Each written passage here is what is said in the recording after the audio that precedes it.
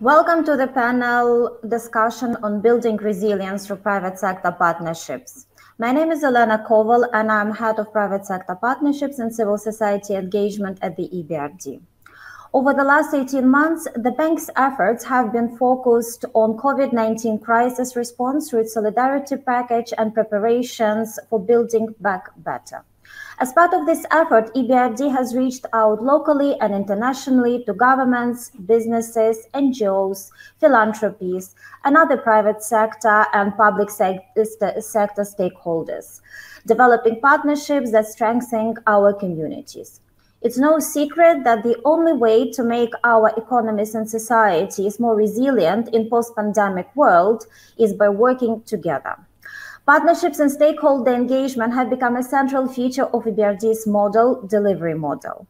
It is also key to achieving the 2030 Agenda for Sustainable Development.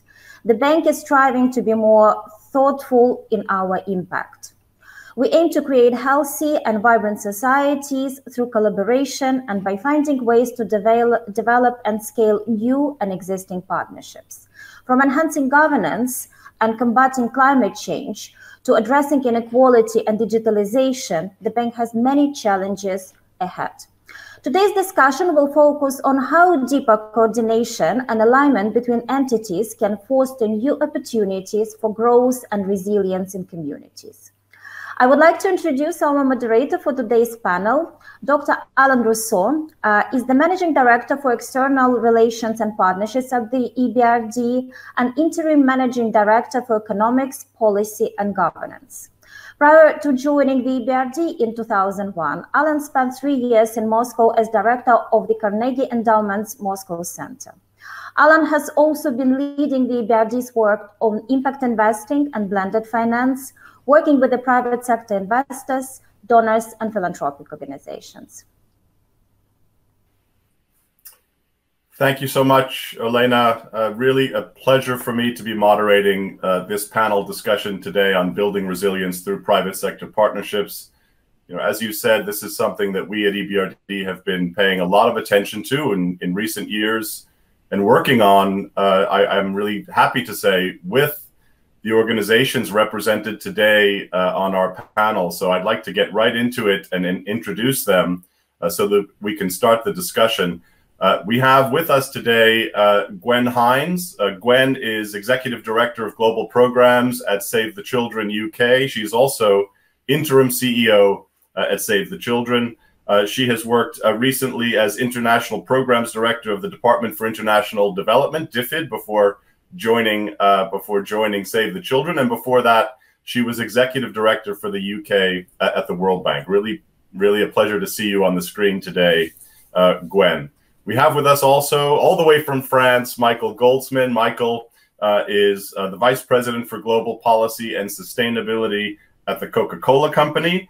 He joined the Coca-Cola Company in September 1997, spent more than 10 years working on international public policy and trade issues there. And we've been talking with Michael now for the last couple of years about ways in which we can work together with the Coca-Cola Company in our countries of operations. And finally, Manisha Chadha. Manisha is the head for Corporate Social Responsibility India and co-head of Global Philanthropy for the Asia Pacific region at JP Morgan. She leads JP Morgan's global philanthropy programming in the Asia Pacific region and is responsible for driving the firm's philanthropy strategy across the region, working in collaboration with the JP Morgan Chase Foundation. Prior to JP Morgan, Manisha was at Citi, where she was responsible for the company's corporate social responsibility work. So again, really a pleasure to have the three of you with us today. Before we start the conversation, I'd like to introduce our illustrator, Josh Knowles. Nice to see you, Josh. And Josh is going to be drawing pictures of us today as we continue our conversation. Josh, please make sure you get my good side at all times. And looking forward to checking in with you throughout the discussion today to see what you can capture from the panelists and also from the Q&A session. So let's go now into the panel discussion.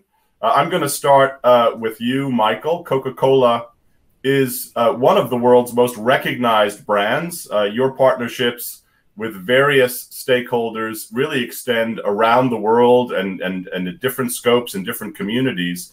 I'd like, if you could, to sort of spend a few minutes telling us about a partnership that you think has made a real impact in the communities where Coca-Cola is working. Thank you, Alan, and it's really a pleasure to be here with colleagues from Save the Children and JP Morgan Chase. Thank you for the invitation. Coca-Cola operates in more than 200 markets around the world, and as you mentioned, we're very much committed to engaging proactively with partners and stakeholders in all the locations where we operate. One of the ways that we do this is really through our system of bottling partners, and more than 225 of them around the world. And we're focused on that, on our local business and supporting those local communities, because we realize that none of us as stakeholders can actually effectively address the global challenges that we face today, like access to clean water or reducing carbon emissions, eliminating plastic waste, or economically empowering women alone. We need to do that through partnerships.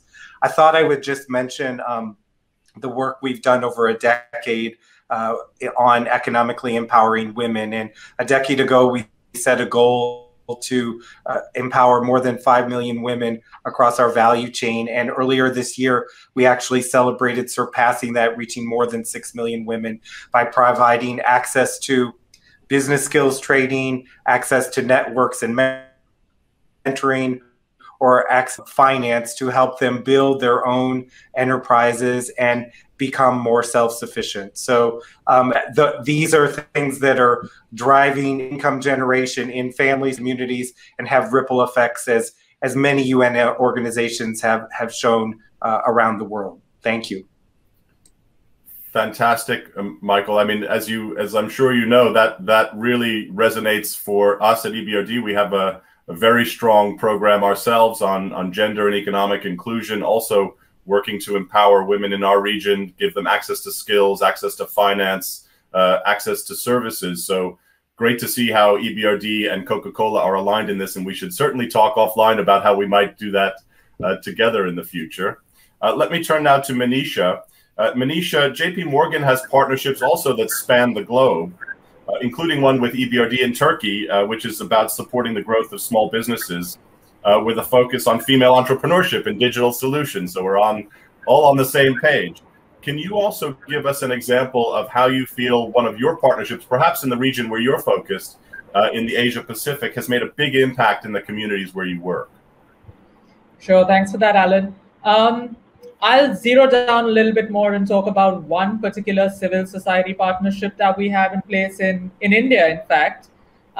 So one of our very important and largest focus areas in international markets ex-US is furthering jobs and skills for young people and disadvantaged communities across the world.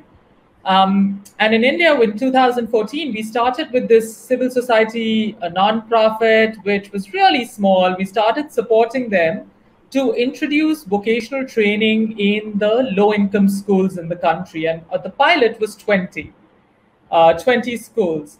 That expanded to 250 schools in the next year and 500 in the third year. And that's about 25,000 I'll call them young men and women instead of children, because that's where we are furthering their careers. But what's interesting is that this impact came through because of the government collaboration that the nonprofit very adamantly persevered towards. And that's really where we see impact coming from. So while this is just one example, I think for us, very much impact is about collaborating with multilaterals, bilaterals, and governments. So as you mentioned, we work with EBRD in Turkey. Similarly, we work with OECD and the London Progression Coalition in the Greater London area. The Paris commitment has been all over the news, Detroit, Chicago, all of these are with local communities and, local governments. And just looping back to India as a last point is, I think this is where we will see impact and sustainable impact and systemic change, is now that we've done this little pilot for all these years with this nonprofit organization, We recently collaborated with the World Bank to take that pilot and amplify it to national scale. And that to us is going to be the real impact of our philanthropic work. So that's just one example from across the globe, actually, Alan. Thanks for that. Fantastic. Thanks, Manisha. You've already anticipated my next question. We're going to come back to this question around scale and how one does that. But you've already hinted, I think, at the importance of different types of partnerships with multiple partners. And I think that's also something that we should probably hear a little bit more on from each of you. But before we do, Gwen, just really the same question for you about impact on the ground. But I'd like if you could to give us a sense of how Save the Children is doing sort of partnerships like this with really the question of resilience very much at the core, because I know that's important for you. Thanks very much, Alan. And it's fantastic to be here, and this focus on partnerships is really welcome. For us as an international charity, as well as everybody else, partnerships are the key, starting, of course, with the partnerships with children and the communities where we work, but also many private sector organizations, governments, our volunteers around the world. And we're a federation ourselves working in 120 countries. So that's fundamentally about partnerships as well. As you say, resilience is really key. And what we've seen over the past year of COVID has underlined the importance of resilience. We're talking at the moment in terms of 3 C's, so COVID, conflict, and climate change. And these are the things which really undermine progress and make people vulnerable, whether it's economies, businesses, but also communities. So a partnership we've had for a long time that we're really proud of is with GSK. And so we've been working with them for many years. And obviously what we're trying to do is harness the best of their skills and what we can also bring to the table. And so something we've been working on very much is around our goal around child survival. And our aim is to make sure that no child dies from a preventable cause. And that may seem really obvious, but as we've seen over the past year in dealing with COVID, it's that last mile focus where you get the lack of resilience and where people are very vulnerable. And we've seen with COVID, if you don't deal with that very last mile, then none of us are really protected. So something we've been working on with GSK, using their healthcare, using their research technology, actually took a very simple product, a mouthwash they had, which turned out to be a really important solution to help keep the umbilical cord for mothers and babies in the few days after birth. And actually that's been fantastic in bringing down the number of deaths and illnesses that can occur in very, very young babies. So they took the product to scale. We worked with them, including in places like Bungoma in Kenya. And now it's used much, much more widely by everybody. And of course, it's taking what they can bring, the expertise, also working with the community to understand why this is important. So that's just one example where it may not seem like resilience in terms of big scale, but actually that bottom-up resilience is really key to the future. Thank you. Thanks. That's a really innovative use of mouthwash. So thanks very much for sharing that with us, Gwen. Before we go to the next topic and back to Josh, I just want to maybe follow up with one very quick question for Michael and Manisha. You know, sort of sitting in the private sector, when you think about partnerships, do you think of these as, you know, the kinds of things that are just good for your global branding, or do you actually think of these as part of your business model? Michael, maybe just quickly, you know, from Coca-Cola's perspective, is this something that you see as advancing the business, you know, the bottom line on Coca-Cola, or is it something that's sort of separate from your core business? I mean, I think we have to go back to how companies today are thinking about all our ESG goals, right? And ESG goals are absolutely an integral part of the business and how we operate. And partnerships are one of the mechanisms that we use to make progress and achieve those goals. So absolutely an integral part of the business. Fantastic. And Manisha, what are your thoughts from JP Morgan's side? Well, totally echo what Michael has just said. And I think our thinking has always been that when communities are strong, when they're resilient, particularly in these times, as we've noticed, resilience has become really critical. They are good for economies to grow. And if they're good for economies to grow, they're good for everyone. So I think it's very much integral to our business, but at the same time, it's not just business. It's about the bigger picture. And it's about ensuring that wealth is widely shared, equity is very much in play, and all of this is just good for the economic growth of any country anywhere in the world. That's great. I was expecting you to say things along those lines, and very pleased to hear you talk about these not just partnerships, but ESG generally as part of your core business model and thinking. It really does reflect the way in which sort of stakeholder capitalism has become, has really been embraced by companies around the world. And I think that does give us a basis for developing these kinds of productive partnerships with development institutions like our own. Let's check in with Josh and see how his work is progressing, just to see what he's been able to capture from our conversation so far. And it's looking good. Make sure you leave some space, Josh, to capture the final 2 blocks of questions on your board, but it's looking fantastic so far. It's hard for me to see on my little screen what you've been able to sort of get down there, but we'll come back to it maybe at the end, and I'll be able to see it on a full screen. But great work, Josh. Let's go to the next set of questions. Manisha, I want to start with you, and you've already, as I said, started to anticipate this question around scale. So, I think one of the biggest challenges we face really is how to successfully take a partnership like the one you described on youth and skills in India and achieve real scale with this kind of intervention. So what would you say, whether it's the case of the World Bank or something else, would be the key to successful partnerships and scaling up those partnerships in the countries where you're actively working? And what kinds of pitfalls do you think we should be avoiding? So as I mentioned, Alan, for us, scale, as we've seen in our experience, comes very much from collaborating with organizations like EBRD and the World Bank and so on. But all of these organizations are large organizations by themselves, as is JP Morgan Chase. So when I think of scale and sort of what it takes to be able to scale, maybe 3 things. The first, I think, and very tactical stuff. I mean, I'm going to stay away from the esoteric. So I think the first thing is very much about being upfront about the goal. There may be different approaches to reaching that goal, but just being clear that we're landing on the same outcome. That would be one. The second, I think, would be very much about recognizing complementary values and offerings that different partners bring to the table. So, EBRD, World Bank, all of you, ADB, ILO, just to name a few that we work with, bring great relationships with the government. You're structured for long-term scale, systemic scale.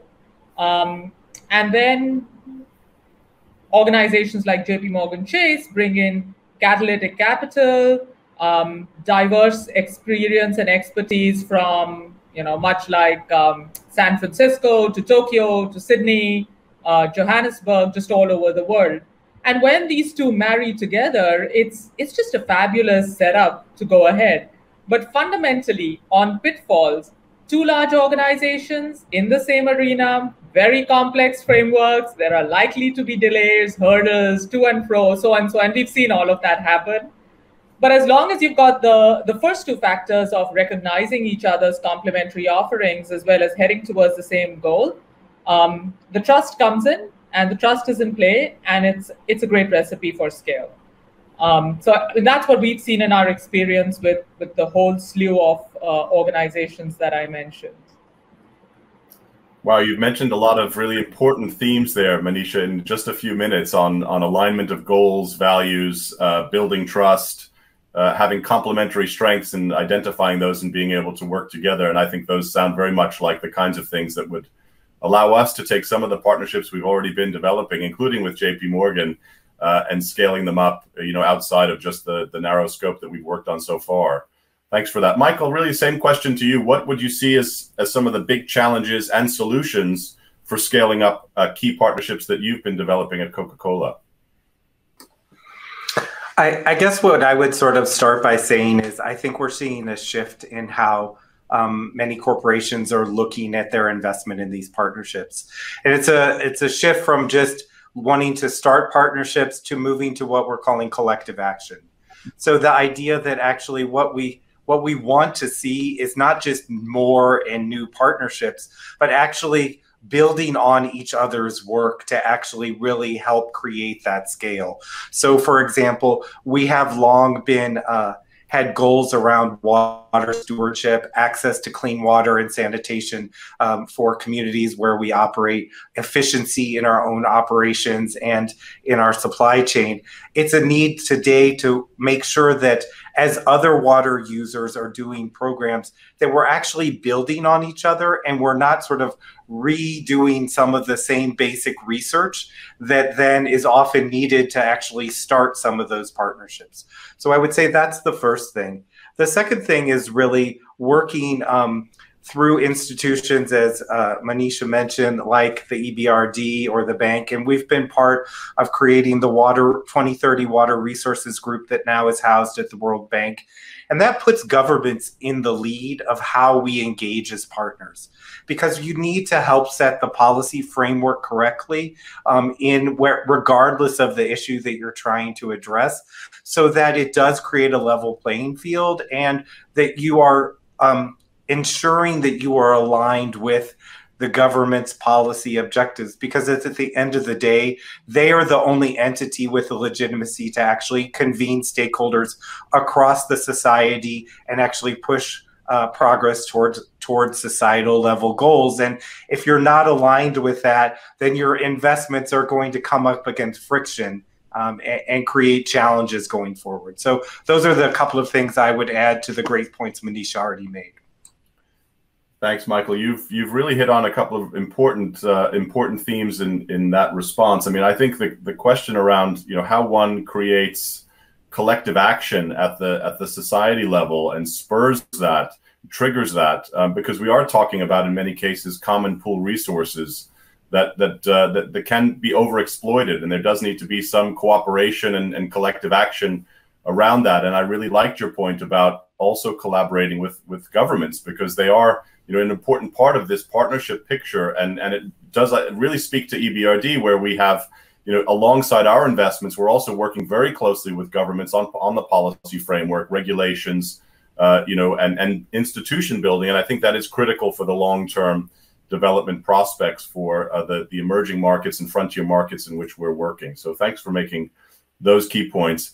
Gwen, I'm going to put the same question to you, but I'd also love to hear you say a little bit also about the importance of inclusivity, at the local level, and how Save the Children focuses on that. Thanks very much, Alan. So very much building on what others have said. So we're very much agreeing that we're in the business of sustainable solutions. We're all impatient for change on a big scale, and that has to definitely be grounded with governments, with private sector, with local communities. Just to give you one example we've been working on is our partnership with Unilever, where in the past year we've been able to work with them to scale up access to hand washing, soap, things like that, of course, really key for COVID. But longer term, we've had a partnership with them around the vanilla supply chain, which has been developing a model we think and they think, and the evidence shows, would apply to many other supply chains. It works in Madagascar, a tough market for them to be working in, but also really the crux of the best vanilla in the world. And we've worked with them to link that global supply chain down to the community level. And we have long-term partnerships there. And one of the things we bring as Save the Children is 100 years worth of experience and proven promising approaches from many, many places.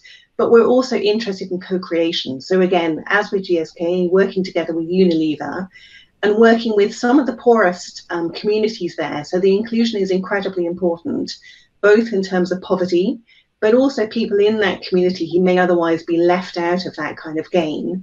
And it's very much looking for a long-term solution, not a short-term fix. And that's what's so important. Or just to give you another example, we're working with Arsenal Football Club, which is an interesting one. A lot of companies have talked this year about the importance of well-being. So our partnership with Arsenal is very much around mental health, psychosocial support, well-being support to young people, including in refugee camps in the Middle East. And there again, people always think of football as a male sport, but we worked with them to set a 50-50 target for ourselves that girls would be included. And again, it's tough. You have to set that ambition.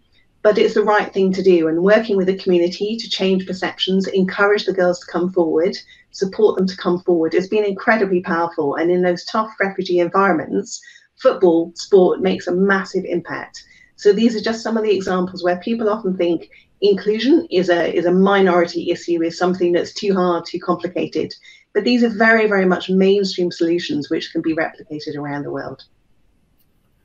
Wow, you've partnered with some great organizations at Save the Children, haven't you? And so those are some really compelling examples of how you've managed to achieve scale. And I think, you know, even just in the last 10 minutes, I feel like I've learned a lot about what makes for successful partnerships and how to scale them up that I know we're going to work with all of you on, you know, after this call. So thanks, all three of you. I just want to remind our audience that there will be time for questions and answers at the end. So please do think about your questions and start putting them into the Q&A system so that we can start to compile them. We'll leave around 10 minutes at the end, hopefully, for some questions to our panel. So before we get to Q&A, let me now turn back to our panel with just one final question, and I'm going to ask the same one, you know, of each of you, and it really is about the future, you know, where you see your organizations going in the future, how you see partnerships being a part of that future for JP Morgan, for Coca-Cola, for Save the Children, and where do you see international financial institutions like the EBRD figuring into that? I think you've all already talked a little bit about that, but maybe we can spend just a few more minutes so that we get some good ideas as well about how we can work with you and others to be able to achieve scale and impact in the way that you've already described. Let me start with you, Gwen, on this question. Thank you. So much to do. We've seen the first reversals in progress for the 25 years I've been working in international development. So we need to stem that, reverse the challenges we've seen the past year, and then really double down for the future. One thing we're working on a lot, we've always worked on survive, learn, protect. So health, nutrition, education, child protection. But in our new strategy going forwards, we've introduced a stronger focus on safety nets and shock-proofing progress. You know, this may not be the last pandemic we see. We know that climate change will make things tougher. And I think for all of us, again, at the economic level, for a country, for businesses, for communities, building in that resilience is really important. And of course, in some places, that's about safety nets, cash transfers, that kind of thing. And we've had to step those up in the UK, in Europe, as well as around the world. But also it's about jobs and livelihoods. And that's something, as you know, we're talking to you about, Alan, about where we can work more together on that kind of thing. And just in somewhere like Kenya, we're working on getting jobs, on-the-job training with local businesses, with local communities. And I think there's far more we can do on that together, as well as actually really thinking about the future. So we invest in young people for the future. Thank you. Thanks, Gwen. That is so important. Obviously, when we think about jobs and livelihoods at EBRD, we think about sort of long-term, good quality job opportunities as opposed to just counting jobs, because as a transition bank, you know, this is really what matters to us. But I think this is really where you see the dovetailing of humanitarian work, which oftentimes, you know, you're doing at Save the Children, and development work. So we're thinking, as you said before, really about the long term, and that's something that I hope we can work on together. Let me turn to Manisha with the same question about the future. Where are you going in JP Morgan with your partnerships? And how do you see the potential for working with institutions like EBRD and other development finance institutions? So, Alan, I think I'll pick up from where Gwen closed, is definitely continue the focus on quality jobs, particularly for youth and disadvantaged communities. And that's been one of our, as I mentioned, very strong pillar of our philanthropic work across the world. The other pillar has been around supporting small and micro businesses, and that's something that we work with EBRD in Turkey and with a bunch of other organizations across the world. And the last one has been financial health, you know, having communities which have access to financial services, appropriate financial services, as well as the right tools and knowledge to be able to help improve their life cycle needs. All three, I think, will continue to be relevant. I think, you know, these are not going to in any way change. But I do think what we're seeing emerging very strongly, as if you could call them cross-cutting stripes across these three pillars, is definitely a lot on women. I think equity around gender, very, very important thing that's emerging. Racial equity, another very big focus area for us in the immediate and intermediate and long-term future. And I would say digital. I think all of us would agree that if there is one thing this pandemic has taught us is the role digital can make. The fact that we're all virtually doing this panel today is just evidence of that. So digital, very big, digital enablement, digital literacy, tools, the entire gambit. And lastly, I know Michael mentioned it, but sustainability. Sustainability, and particularly for all of you in Europe, it's emerging in a very, very big way, and we're going to see that happen in Asia as well in the next few years. To your question on where do we see partnerships such as the one with EBRD, I think we're already in that play. I think we fully recognize that if we want scale and systemic change, it's partnerships with EBRD, on an ILO that we're running on when it comes to small businesses. It's partnerships with OECD and World Bank if we're talking about countries changing the way that they look at young people getting into the right jobs and acquiring the right skills. And it's also a lot of close work, again, as Michael mentioned, with governments when it comes to changing perspectives and approaches to having a much more financially healthy communities at large. So definitely very much into partnerships and looking to grow them. Great, thanks so much, Manisha. And I think in referencing sustainability, I think you had in mind also the sorts of things Michael was talking about in the form of environmental sustainability, which means that you've hit on all three of our big themes for the next 5-year strategy of the bank, showing our close alignment with you and I think with others.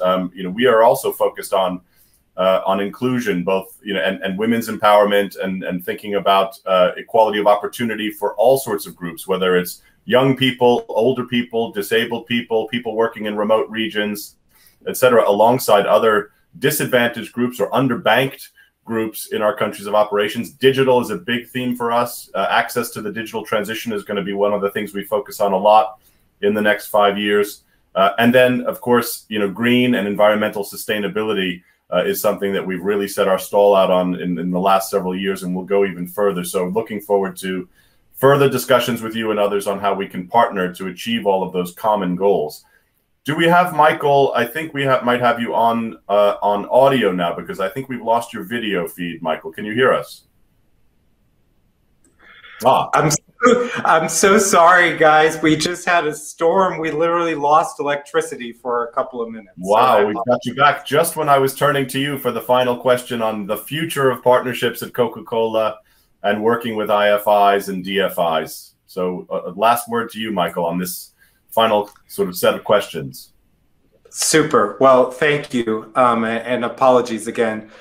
Look, what I would say is, our company, like many companies, establishes these partnerships to actually help us achieve the goals we set in the ESG area. And that's really focused on, the work we do around the priority issues to ensure that both our business and the communities in which we operate are resilient, really in line with today's panel, right? With the challenges that Gwen and Manisha talked about, and we've been talking about, whether that's climate or economic empowerment or access to clean water. These are all areas where we are looking and have set goals going forward. And the whole focus of our work and the partnerships that we're doing is to actually build that resilience in our own business, in our supply chains, and in those communities to be able to both withstand the changes that we see for things like climate change, be prepared for the increasing scarcity that climate change will create in some areas and the increases in rainfall in others that sometimes result in flooding. So how do we build that resilience? And that's really what we're trying to do with those partnerships, whether it's in sustainable agriculture, water access, circular economy, of packaging and others. And so we continue to see partnerships as a key part of our overall strategy, both at a local level and globally, in order to build the scale we talked about earlier. That's Really great to hear. Of course, as we've been discussing, there's various ways in which we might work together. I think this particular area is one where we have a very close alignment. And as I'm sure you have been working on these kinds of things with other institutions, I'm sure we can learn a lot from the Coca-Cola Company and your experience of doing these sorts of partnerships. I'd like to now, as we have around 10 minutes left, turn to some questions. I see some questions in the chat, and maybe the first one, just to pick up on what you were just discussing, Michael, is for you. The question reads like this: with ESG, many think the E is just climate change, but there's more than climate change. Are you working on any partnerships around conserving nature as part of the E? Nature is crucial for communities.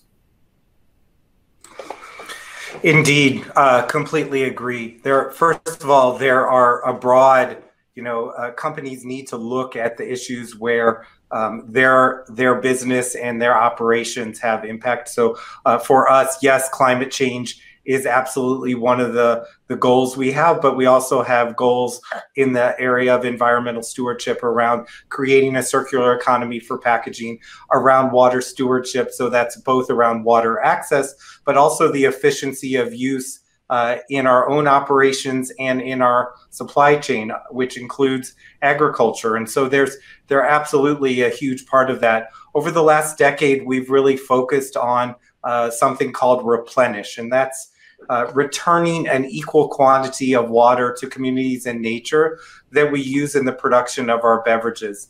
Many of those programs, whether they are wetland restoration or helping to create mangroves or reforestation, really go exactly to what the questioner asked about, really protecting and restoring nature. And that is a critical part. There are ecosystem services that actually nature provides that enable businesses and communities to be sustainable and successful, and we need to provide more support to them. And many of the programs, particularly in the area of water stewardship, but also in sustainable agriculture, the way that crops are cultivated really can support nature, and we continue to invest in those. That's really great to hear, Mike. I mean, I think the way in which you've described, your focus and real sort of commitment to sustainability, the alignment also with the business of what Coca-Cola is all about, it just makes so much sense, and can see why you've put so much of your efforts at Coca-Cola into this kind of sustainability and thinking about replenishment and sustainability, particularly of water resources. Maybe the next question I'll give to Manisha. The question reads like this: how do you address how to handle a conflict with a partner prior to the partnership starting? Ooh, that's a difficult one. So I think if you have a conflict with a partner which you cannot resolve despite everything, then maybe it's not a partnership meant to be. If you're not going to be aligned up front, then there are bound to be challenges as you go ahead. Having said that, there are always differences in perspectives, differences in approaches, the way things get done. In our experience, sitting at the table, I don't know if that's appropriate to say in these times, but I hope it will be soon, just sitting across the table and having a conversation, and in some ways going to the core of why we're doing what we want to do at both parties has usually resolved it for us. We've agreed to disagree on things, but we've agreed to still work together to go ahead.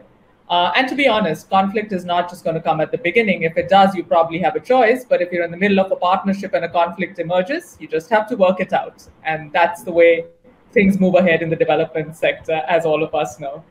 Yeah, conflict is part of life. But as you say, I think there are some conflicts that can be resolved up front and you can realign, and others where you just say, you know what, maybe this isn't the right thing for us to be doing. So one has to use judgment, I guess, in those situations. Gwen, I've got a question here that I think might be a good one for you. How do you create space for reflection and lessons learned And what role does innovation play in how you think about the future of partnerships? You've talked about some very innovative partnerships already, so maybe you want to take a stab at that one. Sure, it's a really good question, and one I'm very passionate about, because I think, again, it goes to the nature of partnerships. If we have partnerships where we just tell you the good news, it's not helping either of us. We're in the business of doing really tough things in tough places. Things will go wrong in the same as they would in any business. Otherwise we're not doing the really tough stuff. And I think that's incredibly important. So we build in as much as we can, and as much, again, as the partner wants to help us to do that and to back it.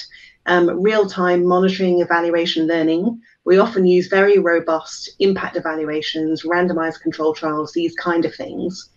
But also it's about having those softer conversations, because quite often the really robust analysis comes later down the road. So for example, I'll give you an example of, this one with GSK I talked about with chlorhexidine, this product. So I went with figures from GSK, part of our partnership. We traveled together to Bungoma. And we sat, I talked about what I was seeing, they talked about what their concerns were, what they were seeing, what was going well. But most importantly, we sat together in the community to ask them. And I think that's incredibly important, because, as I say, it may sound really obvious that you need to work on the disinfection of the umbilical cord. Of course, it's really obvious to us, sitting in the UK, I've had kids in the UK, but understanding why that wasn't happening before, understanding why in particular community we worked in, they were using other products to do it. And why they didn't think it was the right thing to do was so important to get that scale up and get the sustainability, but also to understand some of the basics. So for example, just thinking about if that product was given to a new mum in the same package as something was given to them to actually disinfect the eyes of the baby, the risk of mixing those two products up is a problem. So just those really simple things that you wouldn't necessarily see in a formal report, but you hear firsthand in the community is so important, so you can then make the adjustments. And I think that's just a good example. And again, what I would say is, there's so much we do know how to do. And as I say, we're very focused on treating the things we know how to treat already, but innovation also really matters. And so something we're working with Amex and others at the moment is around malnutrition. 70% of kids with acute malnutrition are not being reached because it's too hard to get to some of these places. It's too expensive, it's not working. We're in the middle of a famine in 13 countries at the moment. So we've had an ongoing partnership for the last couple of years, trying to say again, how local can you take that treatment? How much can you make it really, really practical? And again, there's a very solid evaluation behind that. Ultimately, if that works, that'll change the protocols that the World Health Organization endorses, the way all of us in the world treat that problem to reach more kids around the world. So that kind of research evidence, really grounded in the practical reality, is the future to me. Wow, that's really important themes that you pretty much finish us with today in this panel, Gwen, around the importance of reflection and seeing what works. And I think obviously as a public institution, our shareholders care a lot about the impact of what EBRD does, whether it's in partnership or individually. It really is important to step back and take a neutral, hard look at what works, and only to replicate those things that are moving us in the right direction. I just want to maybe ask each panelist, really just a few words, final thoughts before we finish today. Anything you want to leave our audience with? Unfortunately, we didn't get to all the questions, but we're just about out of time. So, Michael, any final thoughts you want to leave our audience with today? I guess my final thoughts are that when we come together, actually, we can do big things. I think that, people look at the world today and they see lots of challenges, but I think that there are lots of examples of big successes that coming together that we can create. So that's what I would leave us with. Great thought from you, Manisha. Well, Michael said what I was going to say, but I think my second thought would be that partnerships are absolutely critical, and partnerships need to be worked on to succeed. And Gwen? Definitely the same. I think of partnerships as shared value partnerships. That's where the growth and the future is. It's not the traditional partnerships you think of. That's where the future is. Thank you.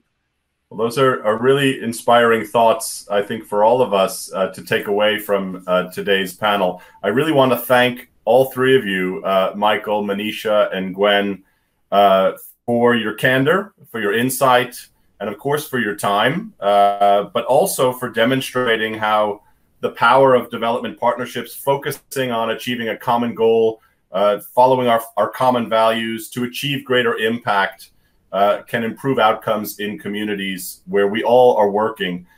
You are identifying how we work at that community level and helping both the communities, local governments define their goals and address their needs. And I found this to be a very powerful message. I really want to thank all of you so much for your time today. Let's check in with Josh one last time and see what he's managed to capture on this board. It looks great. It looks full. You've got some big words in there on inclusivity, sustainability, wellness, equanimity, ESG goals, investing in young people. So you've really captured, Josh, I think a lot of the key themes for us at EBRD. Thanks so much for putting all that down. I can't wait to see it live and in color at some point. Thank you all in the audience for your participation today. Look forward to hearing from you offline about your experience and thoughts about partnerships. Thanks so much. Have a great day.